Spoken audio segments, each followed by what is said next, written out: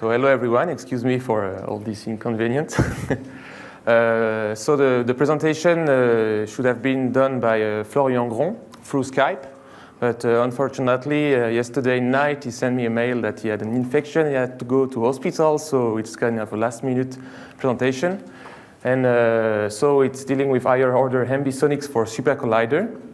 And as I am not an expert in Supercollider, I will present more higher order Ambisonics implementation.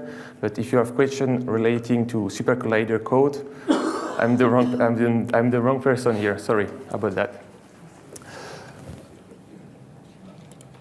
Okay, so my presentation is going to be about some overview of the Ambisonic techniques and how do they work, and how we can code it to make some plugins.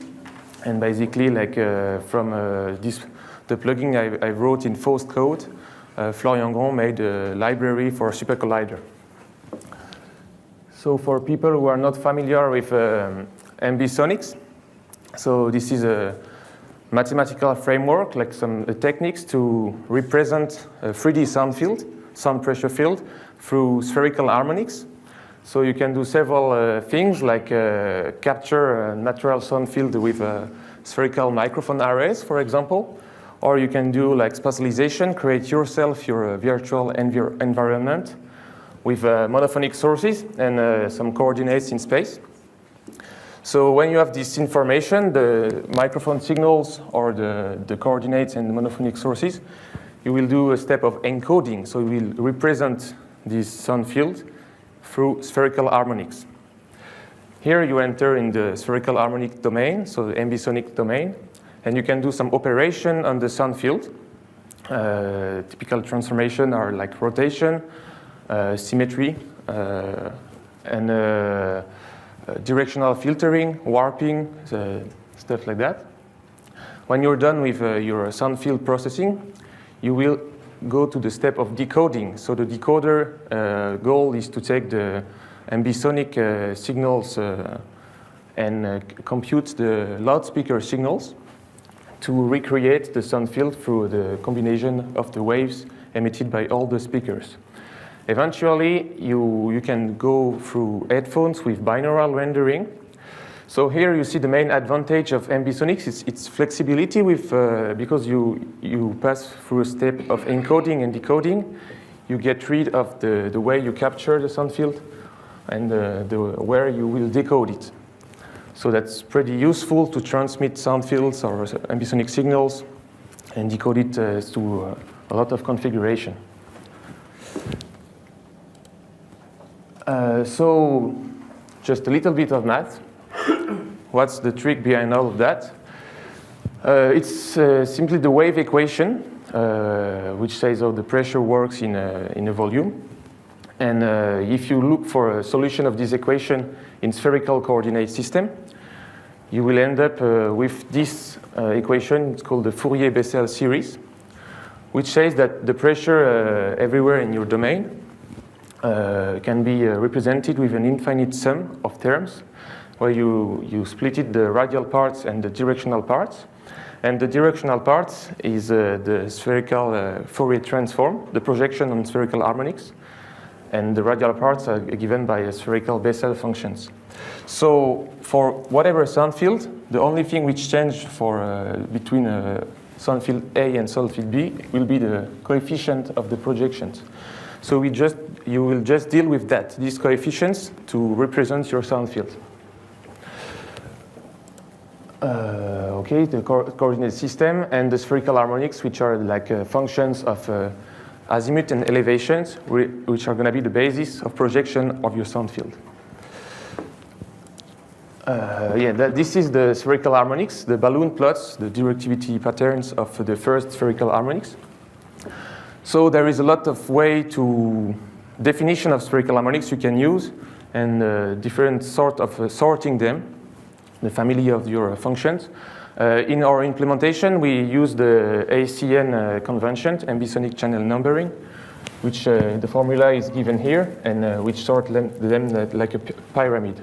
So at each ambisonic order, you will have like 2m plus 1 spherical harmonics.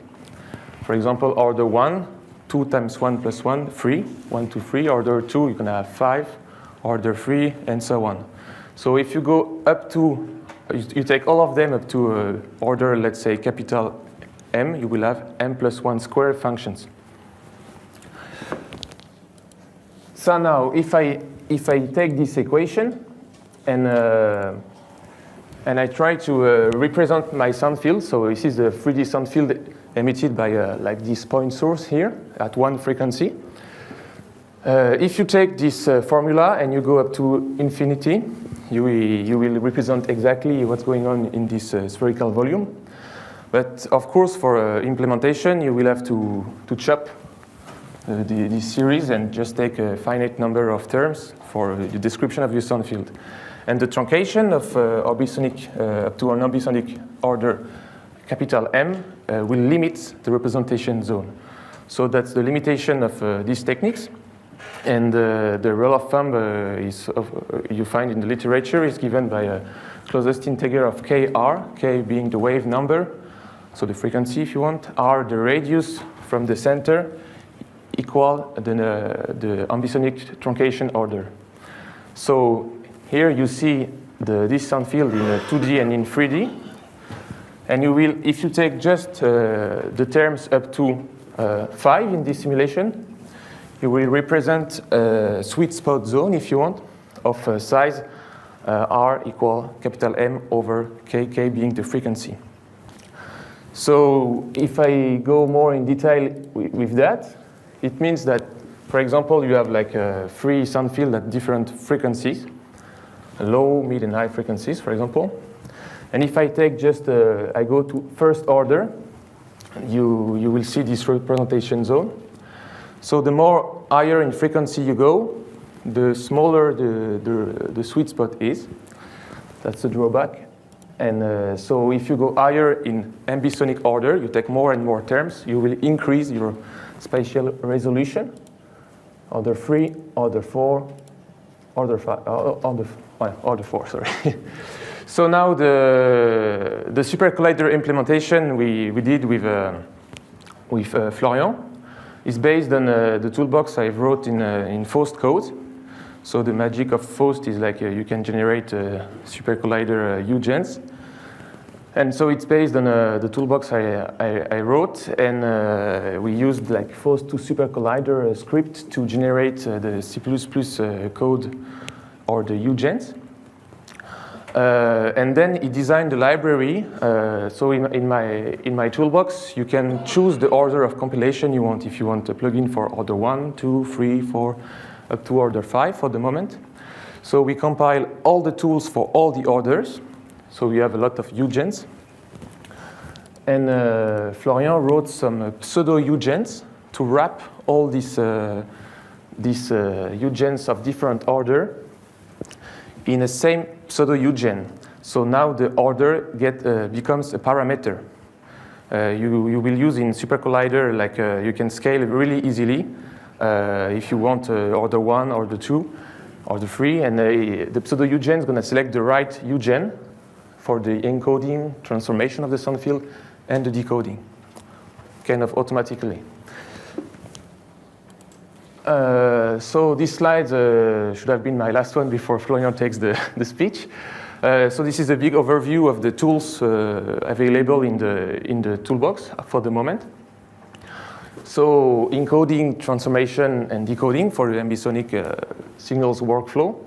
So you can start with monophonic signals and do an encoding of them, like with coordinates. You can encode at the moment plane waves and spherical waves with radius information. If you have an eigenmic microphone, for example, we provide the encoding of the signals of the microphone to project on spherical harmonics, and some other grids of microphone. For the transformation, so far we have an azimuth rotator, which can turn the sound field. Typically, if you want to do some head tracking for binaural rendering, you will pre-rotate the sound field of minus the angle of rotation of your head if you have a tracker device. HOA mirror is to swap left and right, up, down, front, and back direction.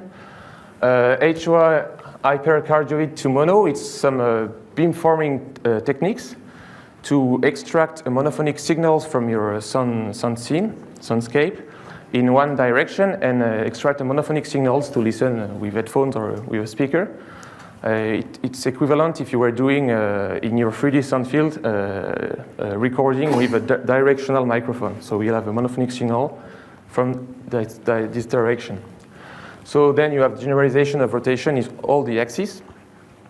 And you have this tool, which is HOA hypercardioid to HOA, which means this time you won't extract a monophonic signal and you'll keep a sound scene filtered by your beam pattern.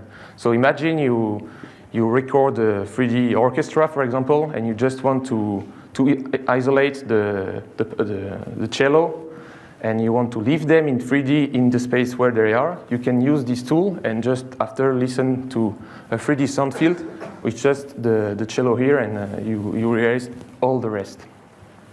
And you have like some super directive filters, like just to pick up one direction in space and leave this one in space with HOI direct to HOI. So that's it for the transformation. I forgot to mention a tool to convert HOI converter, which is used to convert all the convention of spherical harmonics, the normalization and the ordering, because there is several convention. Finally, you have the decoder. So we provide like a decoder for very regular grids, Lebedev grids. But Florian wrote, I think, a wrapper for, it's called HOI deck, to Aaron Heller toolbox, Ambisonics decoder toolbox, to include very easily in Supercollider the decoder adapted to your loudspeaker setup. Eventually, a last step will be the convolution with HRARs, so edge-related impulse response, to get binaural signals. So the idea is like you take all the virtual speaker signals and you convolve the signals with the corresponding HRAR to get, and you sum them to get the left and right signals for your binaural rendering. Okay, so normally Florian should have give you some demos on Supercollider. Because you cannot do it, I'm gonna continue with some more technique, how it's done under the hood, if you want, for the encoding, decoding, and some transformation. So how does it work for plane wave and spherical wave encoding? So if you write the math of that, you can have analytical expression of the ambisonic components for a plane wave. So it's basically the signals of your monophonic signals times the spherical harmonics in the direction you want the plane wave coming from. And the spherical wave is kind of the same, but you just have these terms, which is a filter, the near-field filter, to take into account the finite distance of your sources, the radius, if you want. And so some simulation of that, you have a plane wave, and if you just take up to order 5 the terms of ambisonic terms, you will have this representation zone at this frequency, and for spherical wave, you will have this one. So this is the near-field filters for spherical wave encoding, so the frequency response. You see here that there is some problems of implementation of that because it's unstable. At DC frequency, the gains goes up to infinity. So the trick is to implement them using a near-field compensation filter that you will use for decoding step to take into account that the loudspeaker is close to you, which is basically the same filters, but 1 over this frequency response. And you can, depending on the radius of your speaker and your virtual sources, you can stabilize those filters and implement them. For the capture of sound field, how does it work? So you use spherical microphones arrays, because it comes from, if you knew on a spherical surface the pressure everywhere. You could do the continuous projection on the spherical harmonics, but you do it with just a finite number of microphone. You do this projection, it's a matrix operation if you want on the signals of the microphone. And then you have some filtering here to take into account the diffraction of the sphere in the acoustic field. So anyway, this is the filters. So part of the screen is dropped, but it's okay. The filters of the spherical microphone are kind of the same problem in low frequency. So you will chop the orders and to make them realistic. This very high gain is at high order. It's really easy to get because of the size of the microphone. At low frequency, it's really hard to differentiate the signals between each sensors, and you will just amplify a lot to get the difference if you want. And at low frequency, you will just amplify noise. So at the end, you just chop down all of that to implement your filters. Okay. So the decoding, there is several strategies to decode, to reconstruct the sound fields depending on what you want to do. Do you want to reconstruct exactly the same sound field, or do you want to make the sound field for human beings, or just give the impression of 3D so you can eventually decode with other strategy? The mode matching decoding, which is the basic decoder, is to target to reproduce exactly the sound field. And the idea is say, okay, let's say I have a loudspeaker all around me. And I modelize them as monopoles. And I wrote the problem like each of these speakers in spherical harmonic domains gonna emit signals, and I would like to reproduce my targeted ambisonic signals. And so we will solve this problem to find the decoder matrix by inverting this re-encoding matrix of the direct problem. And depending, this inversion depends a lot of where you put the speakers. Of course, like the more you are all around you, the more it's going to be easy to do the job if you want. A simulation of that, like you have just the representation, and if you reproduce it with a Lebedev grid, in this case with 50 speakers all around you, it's going to work pretty well, because this grid is kind of super regular. But if you just take like hemisphere or dome, using this approach, it could be tricky. There is some simplification as well. It's really useful for implementation in some codes.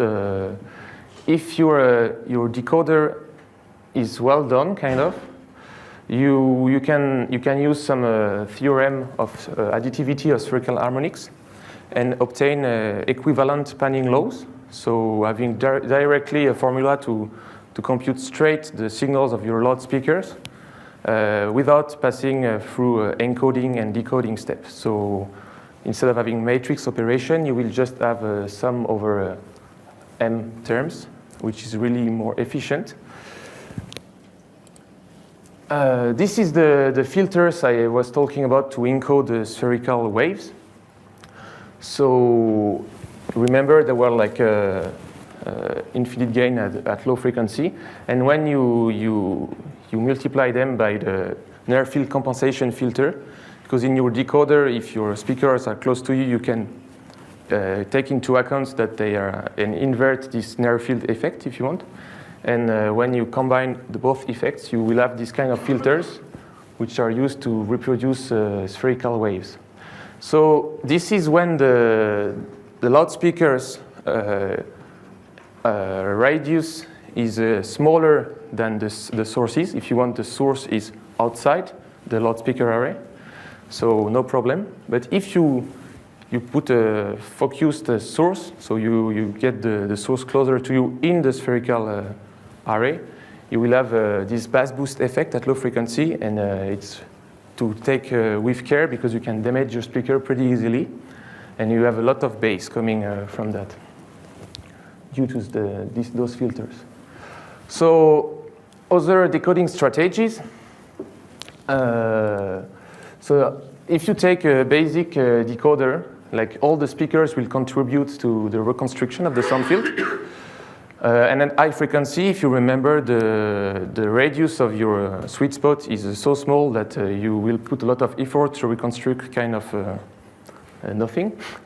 So you can use some other strategy to enhance the psychoacoustical perception by, for example, max airy or in-phase decoders, which gonna turn off the speakers in opposite direction where this virtual source is, for example.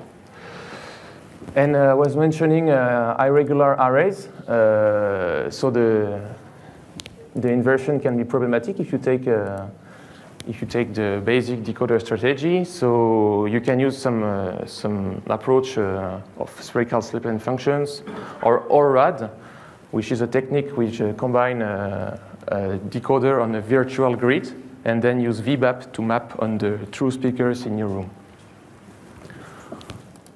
And I was mentioning like the binaural rendering. So the idea is like you decode on virtual loudspeakers first.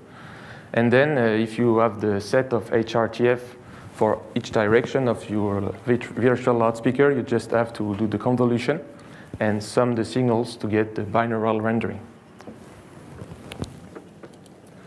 Yeah, just some examples of spherical loudspeaker arrays. This is a Lebedev grid with 50 loudspeakers in Paris and in Sherbrooke that I made during my PhD on the topic. And so it allows you to go up to order 5. So just to finish, I will show you some transformation which are implemented in the library through some visuals. But first, how those transformation works. So you will have a vector of signals, your ambisonic components. And the transformation of the sound field will typically be a matrix. So it's going to be a matrix operation. And basically, you do this operation, like your transformation matrix time your ambisonic signals will give you the output ambisonic signals, your new sound field after transformation. And the transformation matrix is not necessarily square. Like some transformation may require a re-expansion. For example, if you do some directional filtering, so you want just to select some parts of the sound field, the output sound field may have to be re-encoded to higher orders to not lose some information.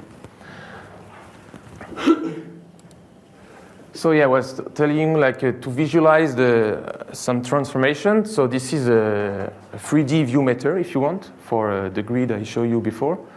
Each pole is a speaker. Its size and its color is proportional to the signal level. And I just, for example, in this case, I put a source above the listener here. And this is the transformation for mirroring, where you can invert direction up, down, front, left, left, right. And if I click on, so this is the first code compiled for a standalone application. You click on up, down, and you see like the result is like your sound field has been swapped. Okay, so now the azimuthal rotation. So again, like a source in front of you. The energy of the sun, the sun is coming from front of the listener. And if I turn 90 degrees, you see the sound field is turning. So all of these transformations are before decoding. It's made on ambisonic signals and not on the loudspeaker signals. This is the resulting loudspeaker signals, but the transformation was done prior to the decoding step. Rotation about all the other axes, so it's the same idea, and it's a wrong visual, sorry. And now the beamforming. So this is some hypercardioid patterns that you can apply on your sound field to extract monophonic signals or a new ambisonic scene. So those ones are provided in the library. And so if you do this HOI hypercardioid to HOA, on the left, I have two sources coming from left and front of the listener. Then I'm gonna apply on this sound field hypercardioid of order 1. So on my slider, I just select 1, targeting in front of the listener. And you will, as a result, get more what's going on in front of the listener, and you will mute progressively this part. But because the pattern is not super directive yet, you will still have some residues coming from the left. And if I go up to order 2, I'm going more selective in the sound field. You see that I'm getting mainly what's going on in front of the listener. And I was mentioning like super directive filters, like direct filters. The goal is just to extract one direction, 0 everywhere. So this is a 3D recording. So there is sound coming from of a concert here. And I just turn on and targeting this direction, and you see as a result, like you will still have all speakers playing, but this one is going to be in the direction of the where you point at. It's going to be more the only source which stays in the end. That's it. I can, if you want, before asking me questions, just show you a last video of record with these effects on filtering. Or we can go straight to question, but okay, I'll do that. I want to show you that. Ah oui, comment ça marche maintenant?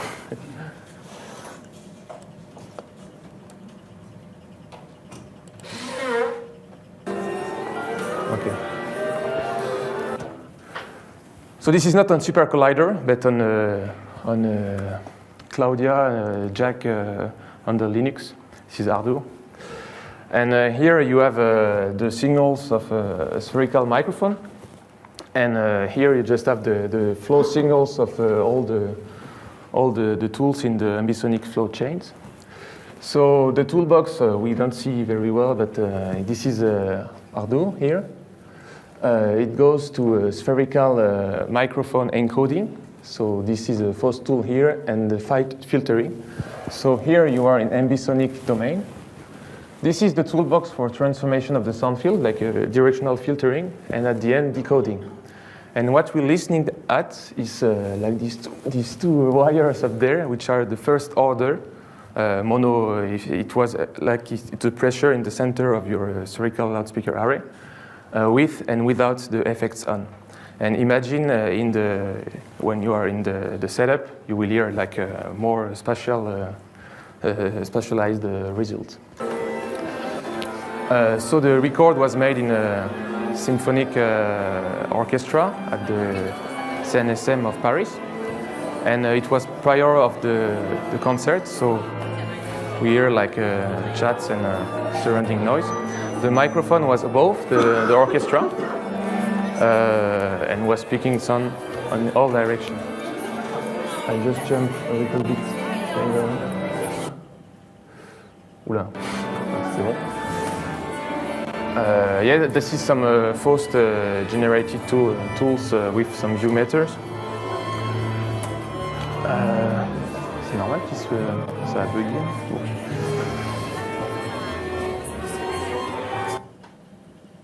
Oh là là. Okay, the decoder. And I'm gonna turn the effect on, and you will hear what's going on. It's maybe later on. Maybe here. Okay. So this is the view meter, and I'm gonna turn the effects on. Now I'm pointing in one direction. So it's all in real time if you want, and you can turn the sliders to where you want to target, and listen to some conversation, like spying your audience if you want. The cello recording. And when I'm gonna turn this off, you will go back with a fade in the 3D, and go back in the surrounding noise. So that's what you can do, for example, with this tool. Okay, so thank you for your attention. If you have any questions.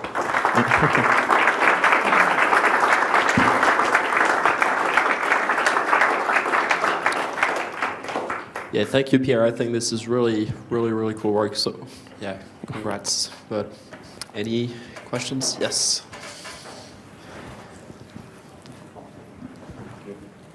For the Supercollider code, have you chosen one particular normalization and channel order, or does this remain free? In the toolbox, I code in Faust. It's done in N3D, so which is the mathematical definition, if you want.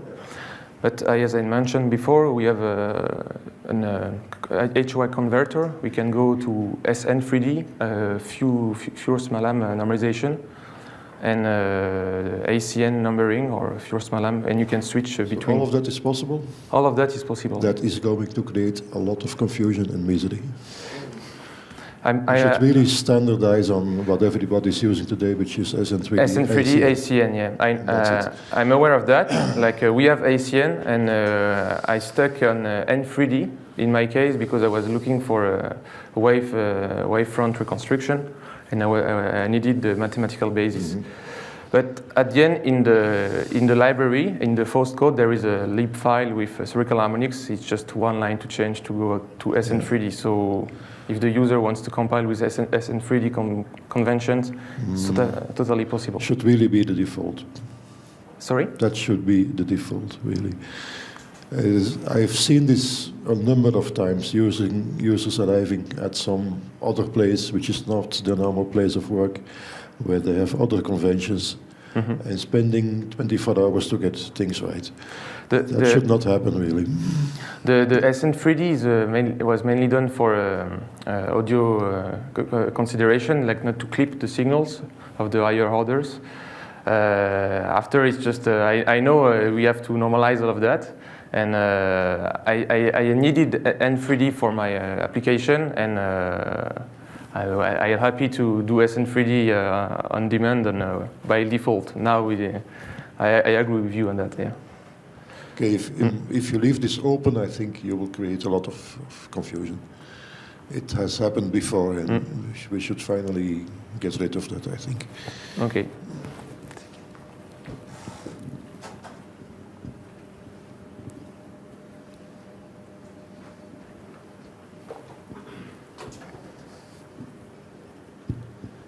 I'm kind of new to Ambisonics as a thing, so this is the first mathematical descriptions I've seen of it.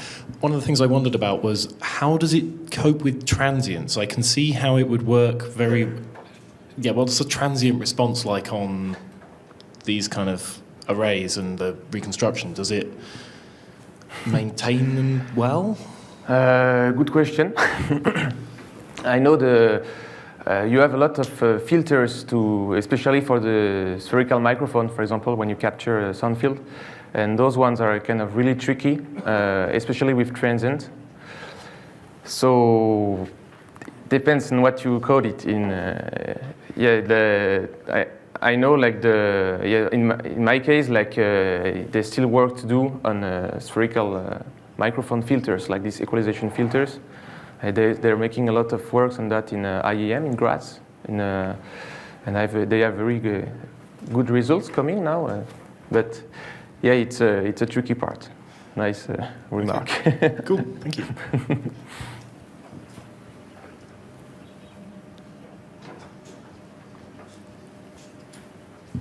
Hi. Hi. You don't mention the reverberation concerning the implementation in general. So what do you expect concerning the acoustic aspect and perceptual aspect? You mean for having, for example, 3D reverberation effects? Yeah. Typically, that's a tricky question too, because there was some attempt to do reverberation in 3D, where you have to put it on the ambisonic signals. It's kind of hard to imagine that. I know there is some good plugins for first order. When you want to get to higher orders, it can be you will have different approach. Like, of course, if you put reverb on all your signals, you will hear reverb. But is it realistic after it? In my research, I tried to deal with this problem, but it was more for a physical or equalization. So we tried to represent the reverberation of the spherical loudspeaker array in a room, and encode with a spherical microphone all the responses of all the speakers in the room, and having this matrix of 3D reverberation for all the orders, all the speakers. And this matrix was matrix of filter, if you want. I was applying it to my Ambisonics input signals to simulate if it was passed through my system in the room, and I go back in the Ambisonic domain. So it's kind of sounding, but work in progress.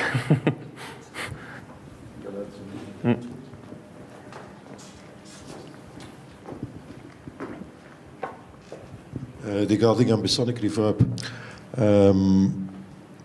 it's a complex thing.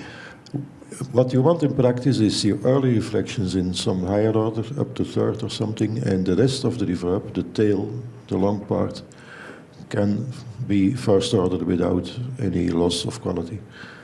So that's how it can be done in practice without taking too much resources.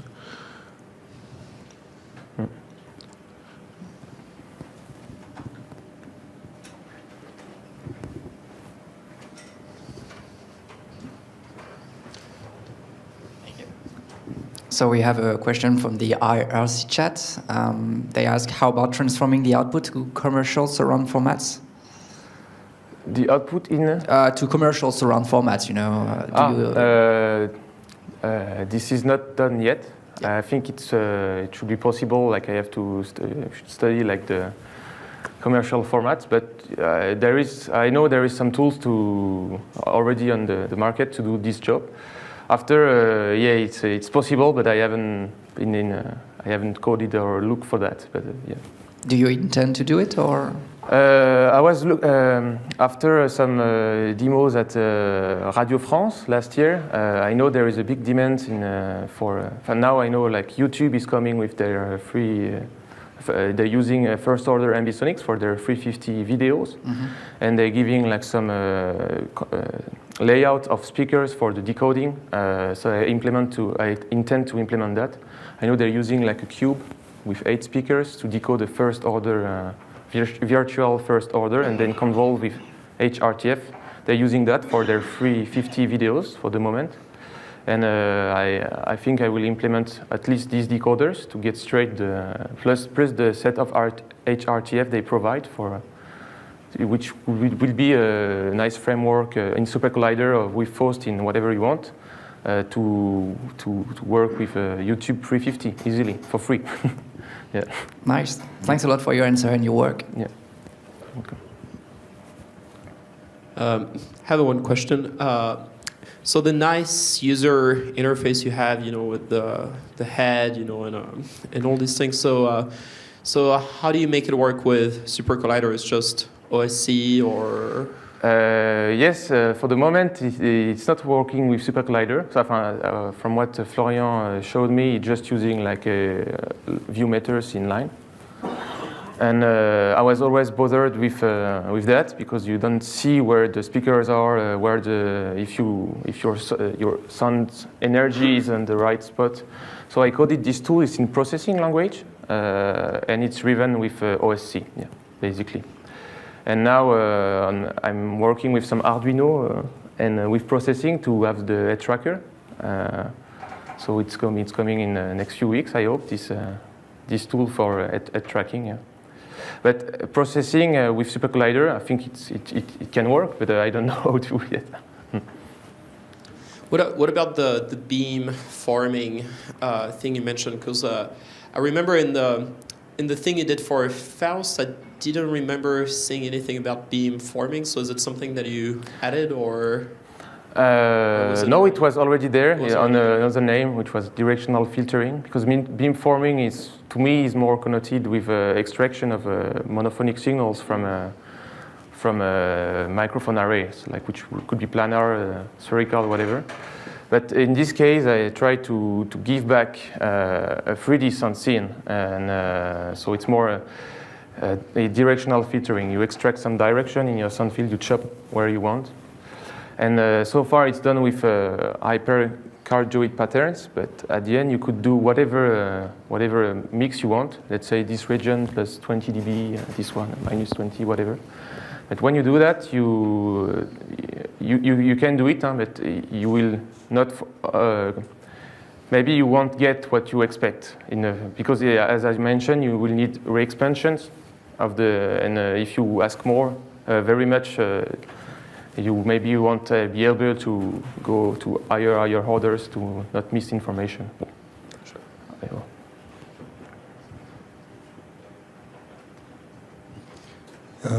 You spoke about recorded materials, but did you try to work with pure synthesis materials? Is it possible to have to start with all kind of sounds produced by synthesizers and to inject these sounds in ambisonic treatment? Yes, of course, it's spatialization. So yes. It's one of the parts. You just start with a sound, a monophonic sound, and you just specify coordinates. And you can then, after, define trajectories. You can use, for example, Yannick's Yannick software to do that and generate OSC. With FOST, it's all with OSC support, so you can assign with an OSC message to the sliders and move your sources where you want. I know with this compilation in standalone, you can have 1, 2, 3 sources. It's not it's to play around. With Supercollider, it's pretty nice because with this live coding, you can in 2 lines of code generate like 100 sources. And it's all gonna go pretty well if your computer support it. But yeah, it's totally possible. Like Florian showed me like some demos with Sparkle's sound, and he started with 1, 2, and we went up to 300, turning all around. Mm-hmm. Yeah, it's possible. Yeah, totally. Okay. Mm.